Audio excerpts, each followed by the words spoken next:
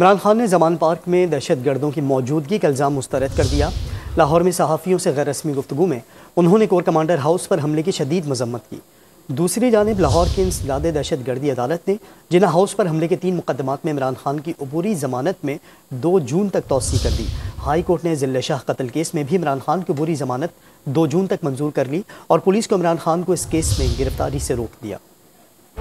لاہور کی انسداد دہشت گردی عدالت کے جج اعجاز احمد بٹر نے جناح ہاؤس پر حملے کے 3 مقدمات میں عمران خان کی عبوری ضمانت میں 2 جون تک توسیع کر دی۔ عدالت نے عمران خان کو شام میں تفتیش ہونے کا حکم دیتے ہوئے 1 لاکھ روپے کے ضمانتی مچل کے جمع کرانے کی ہدایت کی۔ عدالت نے زمان پاک جلاؤ گھراؤ اور دیگر کیسز میں سابق وزیر اعظم کی عبوری ضمانتوں کی درخواست پر فیصلہ محفوظ کر لیا۔ عمران خان کی ضمانتوں پر فیصلہ 2 جون کو پروسیکیوشن کے دلائل کے بعد سنایا جائے گا۔ لاہور ہائی کورٹ نے ذل شاہ قتل کیس میں عمران خان کی عبوری ضمانت 2 جون تک منظور کرتے ہوئے پولیس کو عمران خان کی اس کیس میں گرفتاری سے روک دیا۔ لاہور ہائی کورٹ میں عمران خان نے صحافیوں سے غیر رسمی گفتگو میں کہا کہ میڈیا کو اپنا گھر دکھا دیا، دہشت گردوں کے ٹھہرنے کی باتوں میں کوئی صداقت نہیں۔ چیئرمین پی ٹی آئی نے کہا کہ پی ڈی ایم کے اقدامات اور انسانی حقوق کی خلاف ورزیوں سے ملک کی بدنامی ہوئی، خوف کی فضا میں ملک نہیں چل سکتا۔